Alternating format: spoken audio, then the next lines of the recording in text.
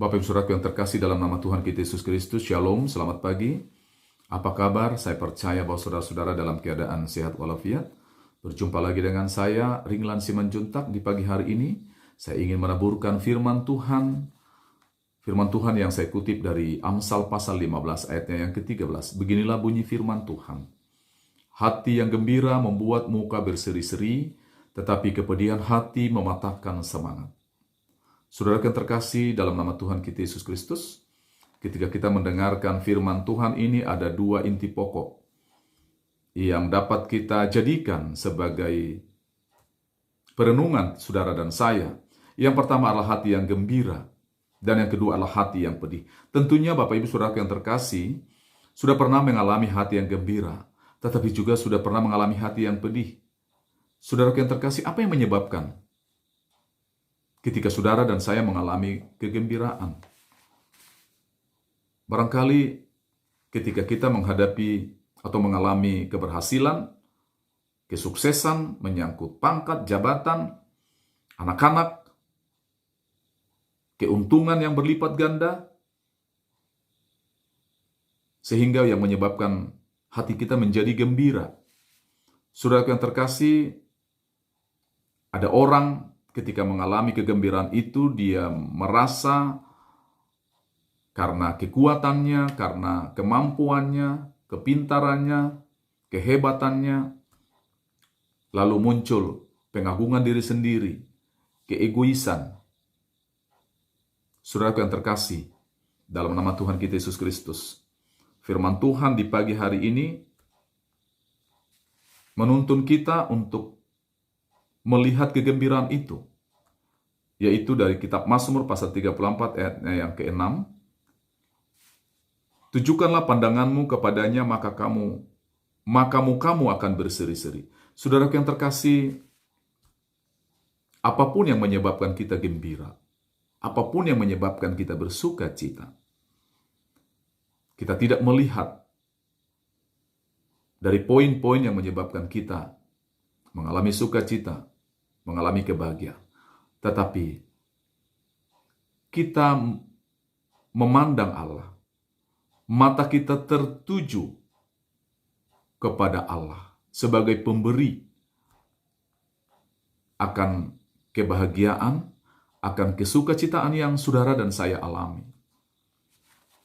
Saudara yang terkasih, kita tidak memandang diri kita hanya adalah sarana, bahkan tangan kita menjadi sarana, keberhasilan itu menjadi sarana, di mana berkat Allah dinyatakan bagi kehidupan saudara dan saya. Bapak Ibu Saudara yang terkasih, hal yang kedua, hati yang pedih. Hati yang pedih mungkin pernah dirasakan oleh saudara dan saya. Apa yang menyebabkan saudara dan saya mengalami kepedihan? Ketika mungkin cita-cita belum tercapai, harapan-harapan kita belum tercapai, semua planning kita belum tercapai. Tidak jarang terjadi orang mengalami kepedihan hati, mengalami pergumulan, mengalami hati yang putus asa, putus harapan. Saudara yang terkasih dalam nama Tuhan kita Yesus Kristus, terlebih-lebih dalam perjalanan kehidupan kita di saat ini, banyak hal yang bisa menyebabkan keadaan saudara dan saya mengalami kepedihan. Sulitnya mencari pekerjaan, kesulitan ekonomi di saat ini, di masa COVID yang terjadi di saat ini. Kita sulit untuk memprediksikan keadaan-keadaan yang sementara kita hadapi. Lalu bagaimana kita menghadapi akan semua problema ini? Saudaraku yang terkasih, bukan hanya saudara yang merasakan itu, bahkan banyak orang yang merasakan itu. Kita sering melihat diri kita sendiri. Kita sering merasakan bahwa kehidupan kita yang paling terpuruk. Tetapi saudaraku yang terkasih, masih banyak orang lain di luar sana yang merasakan hal yang sama. Sehingga hati kita menjadi lega. Jangan kita melihat inti di dalam kehidupan kita sendiri, tetapi kita melihat orang lain, kita melihat akan keadaan dunia yang saat ini sedang mengalami kesulitan dan gejolak kehidupan. Bapak Ibu Saudara yang terkasih dalam nama Tuhan kita Yesus Kristus, firman Tuhan dapat kita temukan pada Yosua pasal 1 ayat yang ke-9. Bukankah telah kuperintahkan kepadamu, kuatkan dan teguhkanlah hatimu, janganlah kecut dan tawar hati, sebab Tuhan Allahmu menyertai engkau kemanapun engkau pergi. Saudaraku yang terkasih, ketika bangsa Israel berjalan menuju tanah Kanaan, ketika dipimpin oleh Musa dan juga dipimpin oleh Yosua, banyak masalah yang mereka hadapi, banyak kesulitan yang mereka hadapi. Musa sebagai pimpinan yang ditunjuk oleh Allah sendiri juga menghadapi berbagai macam tantangan kepada bangsanya sendiri, bangsa Israel. Dan juga Yosua. Saudara yang terkasih, tidak ada seorang manusia yang terluput dari masalah. Tentunya masalah itu tetap ada. Tetapi bagaimana kita bisa memandang masalah itu sebagai satu bentuk ujian yang kita harus hadapi, sehingga kita tidak bisa lari dari kenyataan itu. Tetapi apa yang dapat kita lakukan, saudara dan saya lakukan? Firman Tuhan dengan jelas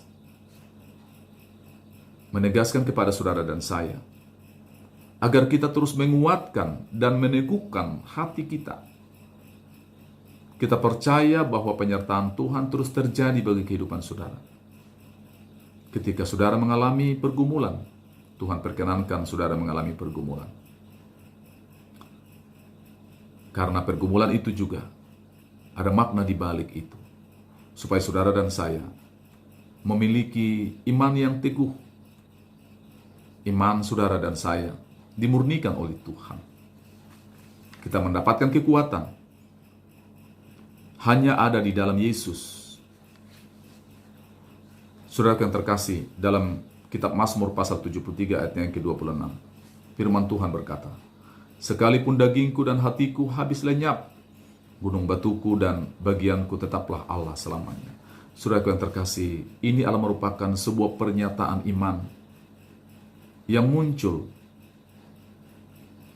dari kehidupan saudara dan saya. Kalau kita lihat dalam perjalanan Daud, dia juga adalah seorang raja. Dia adalah seorang manusia biasa yang juga tidak luput dari berbagai macam tantangan. Tetapi rahasianya adalah Daud selalu berpadanan dengan Tuhan. Daud selalu membangun komunikasi dengan Tuhan. Daud selalu minta petunjuk dengan Tuhan. Daud selalu meminta penyertaan Tuhan dalam kehidupannya ketika dia menghadapi berbagai macam masalah. Sehingga Daud dapat keluar dari masalah itu.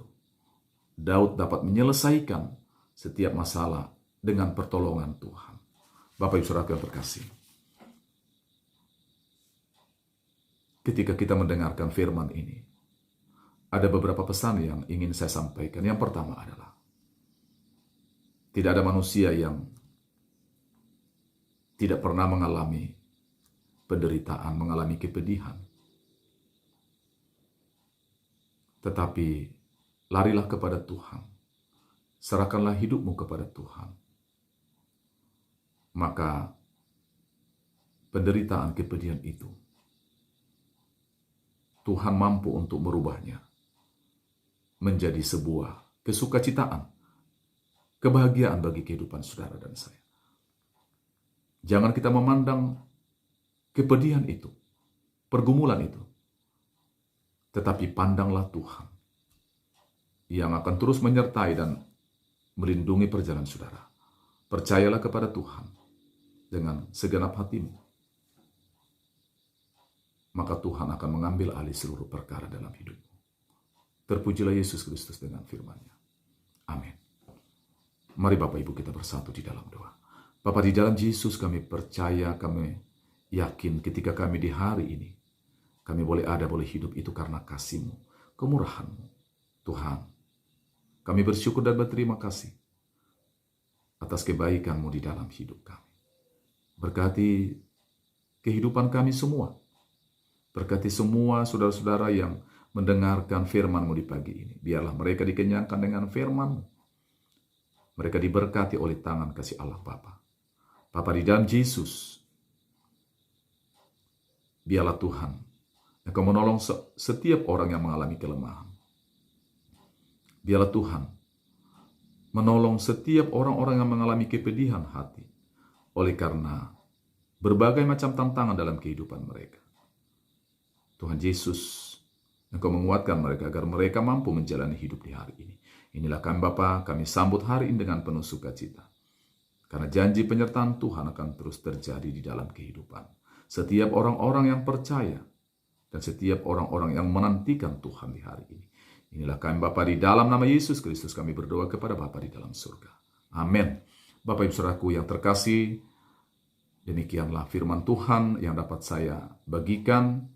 Firman yang sangat sederhana ini kiranya memberikan saudara dan saya kekuatan untuk menjalani hidup di hari ini. Tuhan Yesus memberkati kehidupan saudara-saudara.